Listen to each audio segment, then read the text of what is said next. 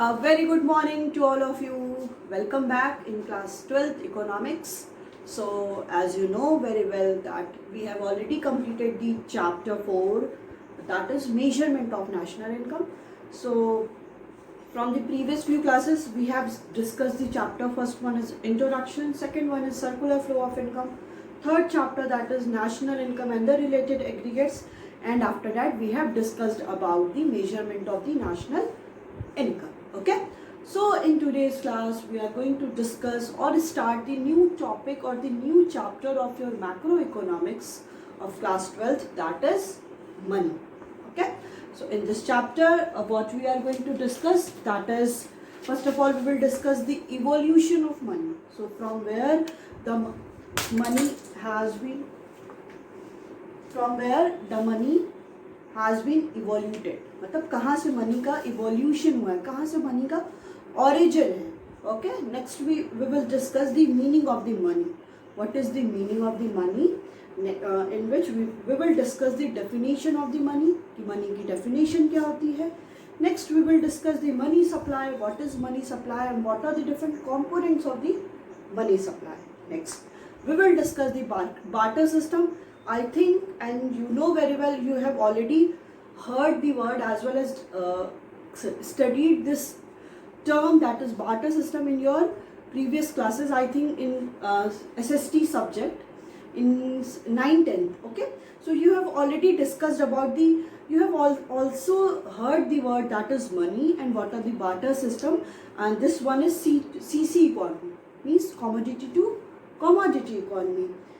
In barter system we will discuss the meaning and the features of the barter system, what is the meaning and what are the features of the barter system. Next we will discuss the limitations of the barter system, what are the different limitations of the barter system, and the last topic that we will discuss in this chapter, that is function of money. Okay, so all these topics that we are going to discuss in this chapter. So without taking any delay, we will start the chapter 5, money. Okay, so let's get started.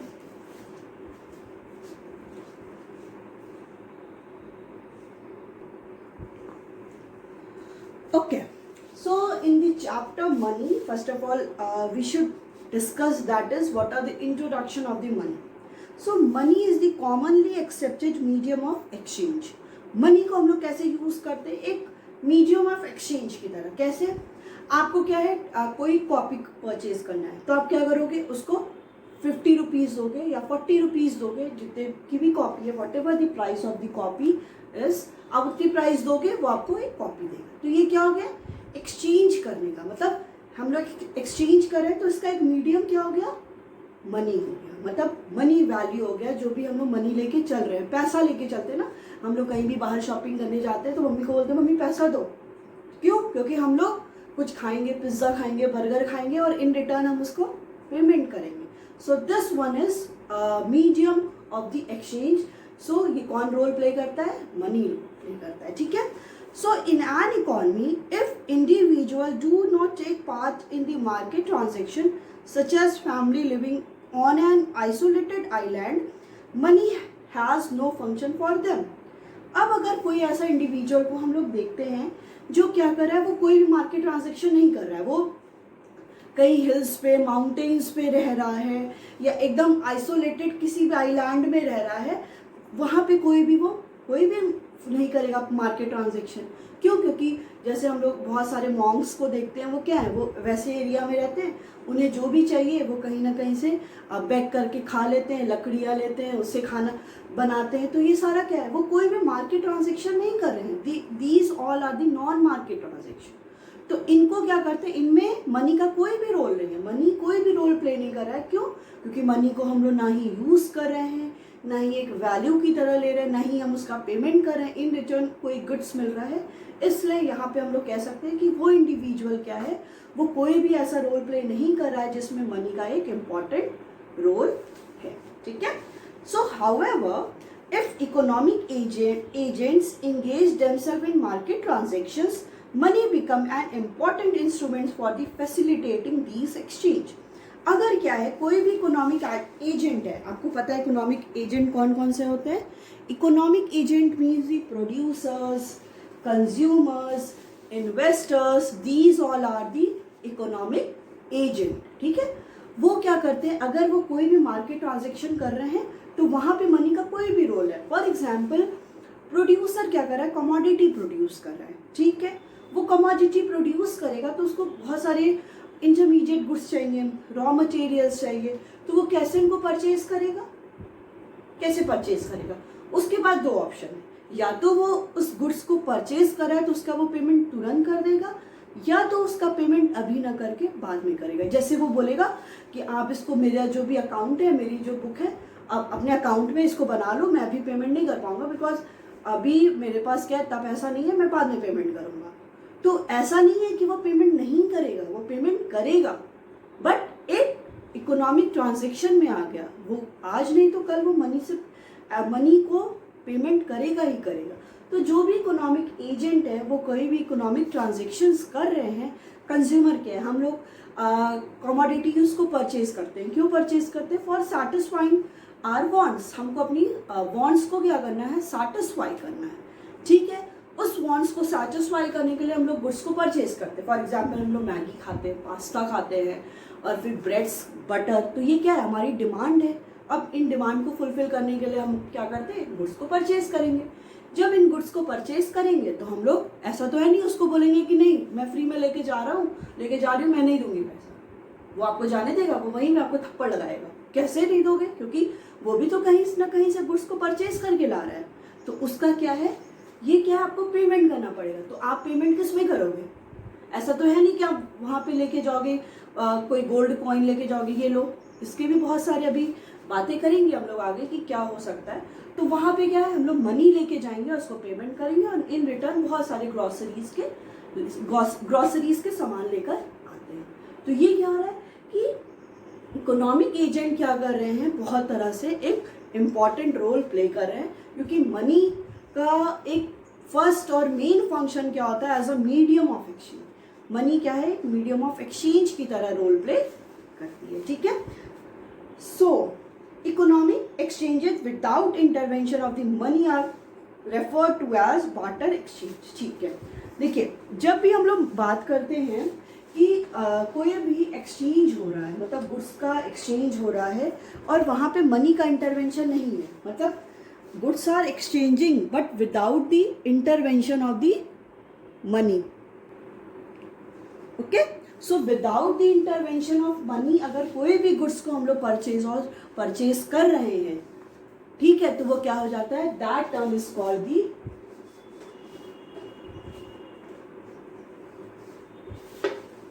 wait a minute,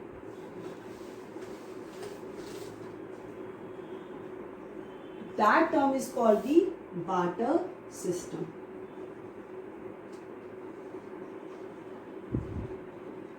उसको हम लोग क्या करते हैं, कहते हैं barter system कहते हैं. ठीक है, बार्टर सिस्टम को और क्या बोलते हैं हम लोग, सीसी इकोनॉमी. क्यों बोलते हैं, मतलब commodity to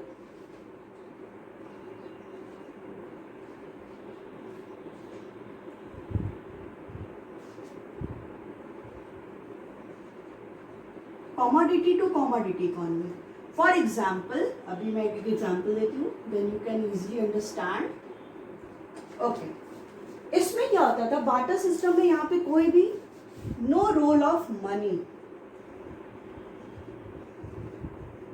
know role of money, यहाँ पे मनी का कोई भी रोल नहीं था. कैसे, देखो पहले क्या होता था, जब मनी का क्या था, इंटरवेंशन नहीं था या मनी का इंट्रोडक्शन नहीं था, तो लोग क्या करते थे, लोगों की उस केस में भी उनकी डिमांड होती थी, उनको अपनी डिमांड को फुलफिल करना होता था. तो इस केस में क्या करते थे लोग कि गुड्स को किसी गुड्स में ही क्या करते थे, रिप्लेस और एक्सचेंज करते थे. फॉर एग्जाम्पल, मेरे को क्या चाहिए, मेरे को बहुत पोटैटोज चाहिए, ठीक है, और कोई एक ऐसा, in that case I will search that person who also have the potatoes and in return they can get the tomatoes. ठीक है, उसको क्या है, फॉर एग्जाम्पल मुझे क्या चाहिए, पोटैटोज चाहिए, तो मुझे क्या करना पड़ेगा, सर्च करना पड़ेगा कि किसके पास पोटैटोज है, ठीक है। अब इन रिटर्न उसको क्या है, उसको भी वो भी इंसान ये देखेगा कि कोई ऐसा भी इंसान हो जिसको वो टोमेटोज भी उससे ले सके, ठीक है। तो इस केस में क्या हो रहा है कि एक कमोडिटी दूसरी कमोडिटी से एक्सचेंज हो रही है, ठीक है। अब मेरे पास क्या, पोटैटोज हमें चाहिए, टोमेटोज मेरे पास है, बट मेरे को टोमेटोज की यूज नहीं है, तो in that case I will search that person कि वो क्या करे, उसके पास पोटैटोज हो और उनको मैं रिटर्न में उसको टोमेटोज दे सकूं।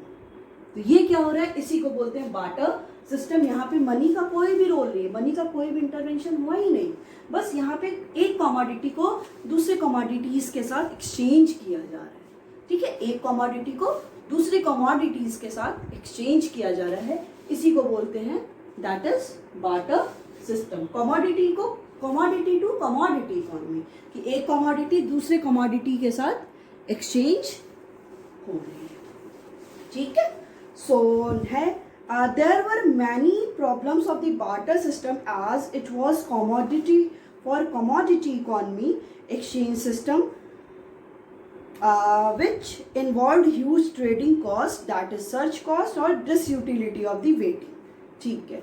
अब हम लोग ने देखा कि जब इन मनी का इंट्रोडक्शन नहीं हुआ था तो वहाँ पे क्या हो रहा था कि कमोडिटी फॉर कमोडिटी ही हो रहा था, तो वहाँ पे एक बहुत इसके लिमिटेशंस भी थे। देखिए किसी भी चीज़ का कुछ लिमिटेशन होता है, उसी लिमिटेशन के बाद कोई नई टर्म इंट्रोडक्शन होता है।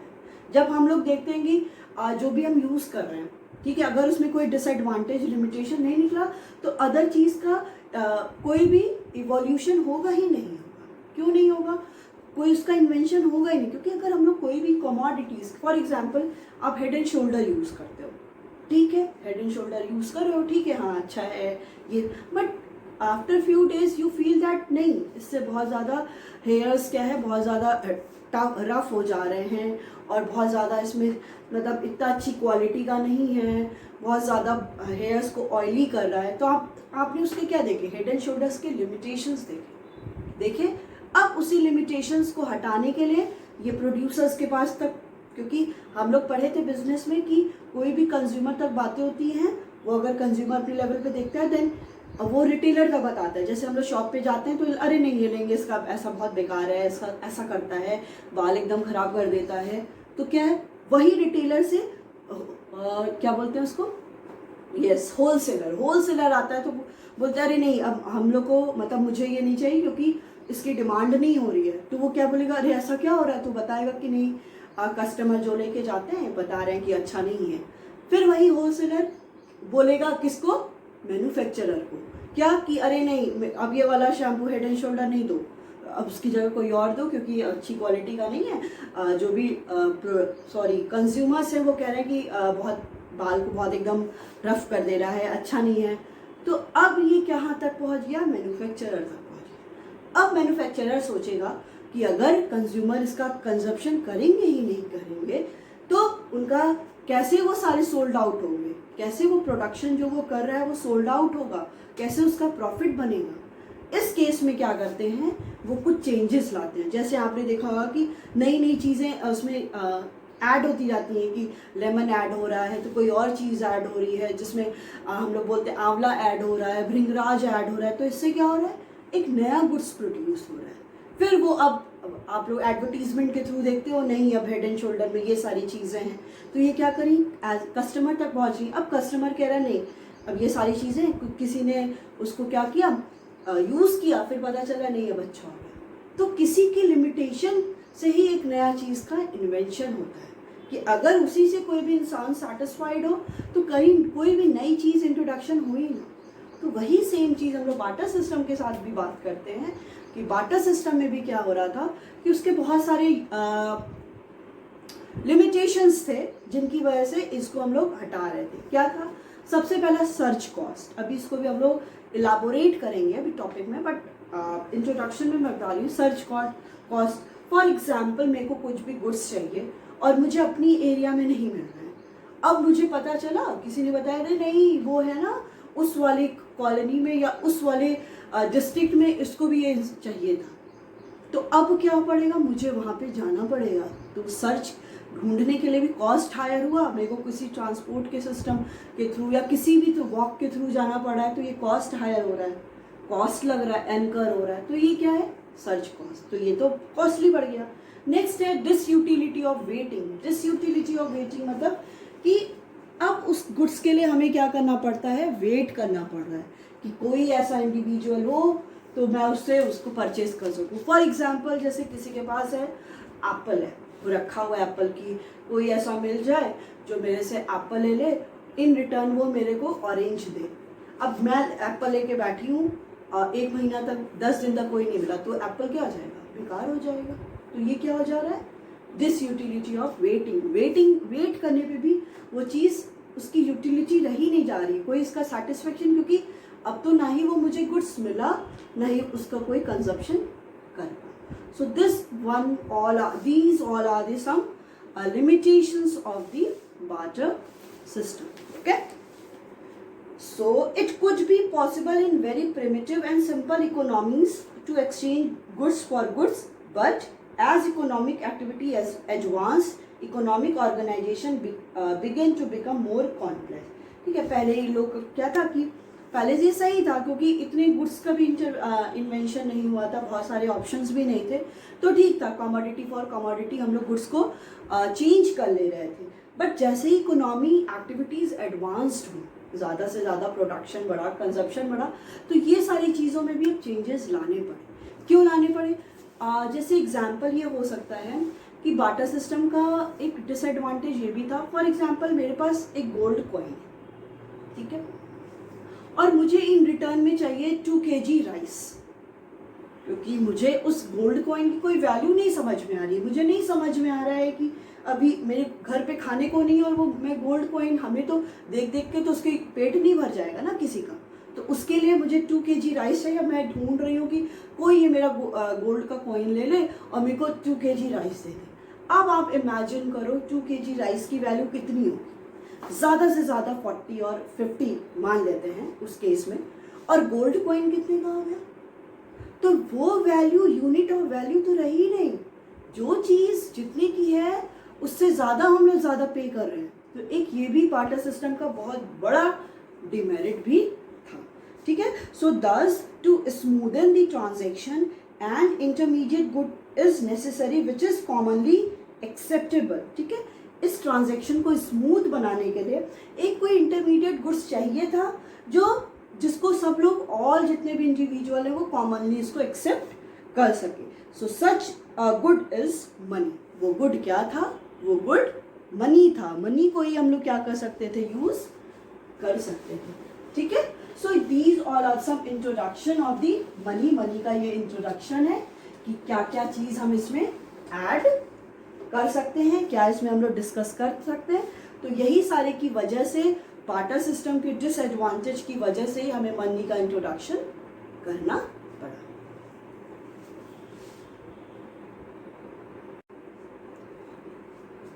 So the next topic, the topic that we are going to discuss or start the chapter, that is evolution of money. Evolution of money.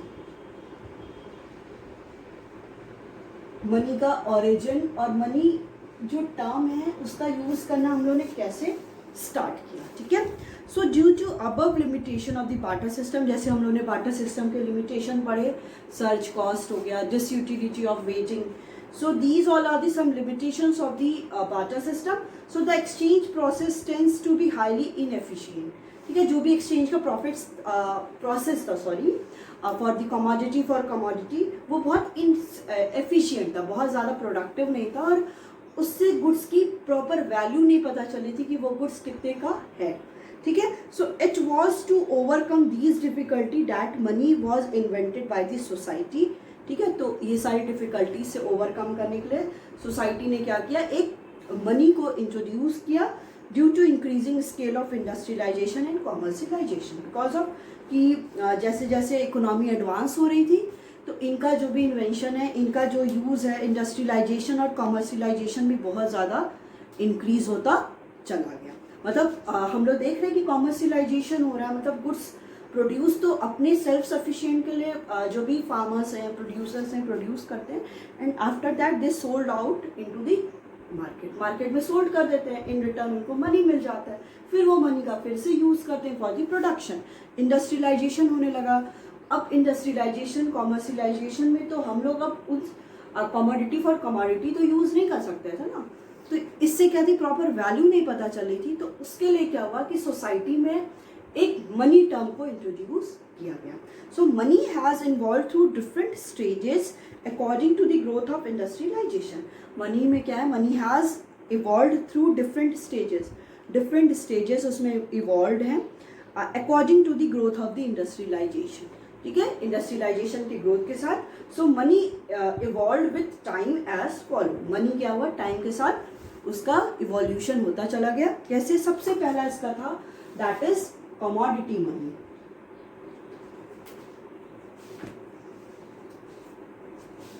Commodity money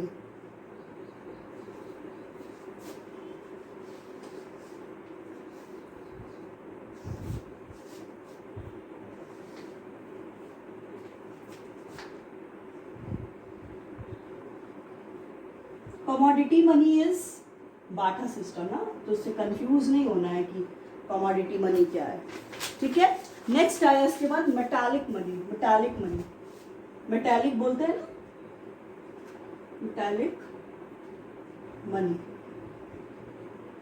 metallic money money simply means the that is gold और silver. जो हम लोग gold और silver, आपको याद होगा, आपने सुना भी होगा, जो एम्परर्स थे, ठीक है, मुगल एम्परर्स थे, आप लोग सुना, ये सब हिस्ट्री में सुना होगा, वो लोग क्या करते थे, गोल्ड के कॉइन्स, सिल्वर के कॉइन्स को यूज करते थे। ठीक है, नेक्स्ट है आपका that is paper money. Paper money पता है आप लोग ने, नाउ अभी मेरे पास नोट्स नहीं है, अभी जो आप लोग देखते होंगे 100 की नोट, 2000 की नोट्स, 500 की नोट्स, 10 रुपीज़ की नोट, 20 रुपीज़ की नोट्स, 50 रुपीज़ की नोट्स, उन्हीं को हम लोग बोलते हैं पेपर, क्योंकि वो पेपर से बना होता है ना। इसको अगर हम लोग टीयर करेंगे तो वो फट भी जाएगा ना, तो उसको बोलते हैं पेपर मनी। नेक्स्ट है आपका बैंक और क्रेडिट मनी। बैंक और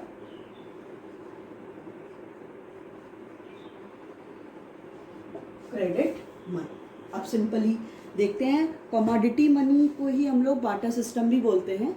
बाटा सिस्टम, ठीक है, barter system, commodity money is barter system. Metallic money क्या हो गया, वही आपका गोल्ड और कॉइन्स के जो कॉइन्स यूज करते थे। देखो कमोडिटी मनी, देखो जब भी हम लोग बात करते हैं, इसके जो डिफरेंट स्टेजेस हैं, कमोडिटी मनी के बाद metallic money, paper money, bank और क्रेडिट मनी, क्यों एक नया इंट्रोडक्शन हुआ। कमोडिटी मनी का हम लोग ने देख लिया, जिसको हम लोग और क्या बोलते हैं, बाटा सिस्टम बोलते हैं ना।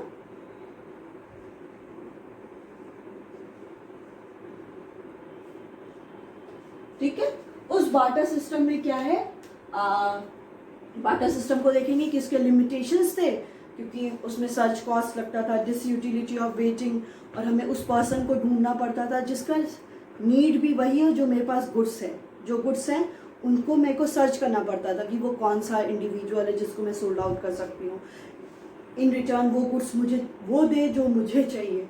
ठीक है, तो उसकी जगह पे क्या हुआ, मेटालिक मनी इंट्रोड्यूस हुआ। मेटालिक मनी में सिंपली क्या था कि गोल्ड एंड कॉइन्स के gold and coins gold coins और सिल्वर कॉइन्स यूज हुए। और इसमें क्या बोल सकते हैं कि इसके बेसिकली इसका जो एक डीमेरिट था वो क्या था कि इसको कैरी करना बहुत मुश्किल था, कि अब कोई भी ट्रांजैक्शन करे, मतलब एक इंडिविजुअल यहाँ से किसी और स्टेट में जा रहा है तो बहुत सारे कॉइन्स को लेके चलना पड़ता था कि हाँ, क्योंकि उसके बिना तो उसकी कोई वैल्यू नहीं है, एज वेल एज उसकी प्रॉपर वैल्यू नहीं पता चलती। अब जैसे मैंने एग्जांपल दिया कि 2 kg राइस चाहिए और मेरे पास गोल्ड कॉइन है, तो गोल्ड कॉइन देने पे गोल्ड की डिनोमिनेशन, गोल्ड का वैल्यू कितना ज़्यादा, 2 kg राइस की इतनी वैल्यू नहीं है, तो भी हमको देना ही पड़ जाता था। तो इसके डीमेरिट्स हो गए ये, तो उसकी वजह से पेपर मनी यूज़ हुआ, मतलब इंट्रोड्यूस हुआ, नॉट यूज़ हुआ, इंट्रोड्यूस हुआ। पेपर मनी का क्या था कि हाँ, पेपर मनी यूज़ तो हो रहा था, बट पेपर मनी क्या था कि हम लोग को वो भी हैंडल करना पड़ता था कि अब कोई जा रहा है बाहर, मतलब फॉर एग्जांपल वाराणसी से वो मुंबई जा रहा है, तो उसको खूब सारे शॉपिंग के लिए जा रहा है या कोई भी बिजनेस के लिए जा रहा है, तो उसको खूब सारे नोट्स लेके चलने पड़ते थे। अब वो कैरी करना मुश्किल होता था क्योंकि रास्ते में कुछ भी हो गया, कोई थेफ्ट हो गया, तो वो सारी मुश्किल थी। तब उसकी जगह पे अब नया यूज़ हुआ, दैट इज़ बैंक और क्रेडिट मनी, जो आप लोग देखते होंगे, debit cards, credit cards, ATM, so these all are the credit money. ठीक है, डेबिट कार्ड्स हो गए। अब यहाँ से वाराणसी से मुंबई जा रहे हैं, अकाउंट में पैसा है, कार्ड ले लिया, ठीक है, जो भी ट्रांजेक्शन करना है हम लोग ईजिली कर सकते हैं। ठीक है, debit cards, credit cards, ATM, automated teller machines, so these all are the credit money. तो ये क्या है आपका evolution of the money. Money का इवोल्यूशन कैसे हुआ, commodity money, metallic money, paper money, bank और क्रेडिट मनी, और जिसमें क्या आता है डेबिट कार्ड्स, क्रेडिट कार्ड्स और दी एटीएम। ठीक है, सो ये हो गया आपका simply the evolution of the money. Next topic है that is meaning of the money. Money की मीनिंग क्या है, मतलब हम कैसे इसको एक्सप्लेन कर सकते हैं, क्या बोलेंगे कि किसको हम लोग मनी बोलेंगे। हम लोग बोलते रहे कि मनी ऐसे यूज़ होता है, मनी ऐसे करते हैं, इसका ट्रांजेक्शन ऐसे करेंगे, मीडियम ऑफ एक्सचेंज है, बट होता क्या है मनी। ठीक है, वो डिस्कस करते हैं।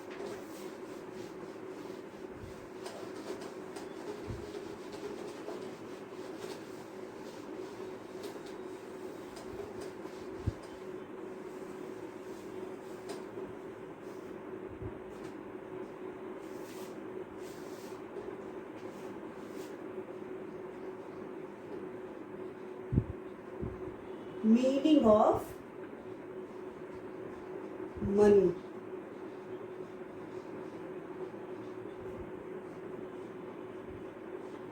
ठीक है, मनी की मीनिंग क्या है। ठीक है, एक सिंपली एक इकोनॉमिक्स हैं, उन्होंने बहुत सिंपल टर्म्स में बोला था कि आज देखिए जैसे बहुत सारे इकोनॉमिक्स हैं, उनके अकॉर्डिंग मनी कुछ कुछ है, कोई कहता है मनी ये है, कोई कहता है मनी ये है, बट एक सिंपल सी डेफिनेशन है according to Walker, according to, ऐसी सिंपल सी मीनिंग है, मतलब ऐसी सिंपल सी डेफिनेशन है कि उसको याद करना इतना क्वाइट इजी है, जो आप एकदम एक बार सुनेंगे तो आपको लगेगा ये क्या है। ठीक है, बताते हैं। सो वो है that money is what, money is what money does.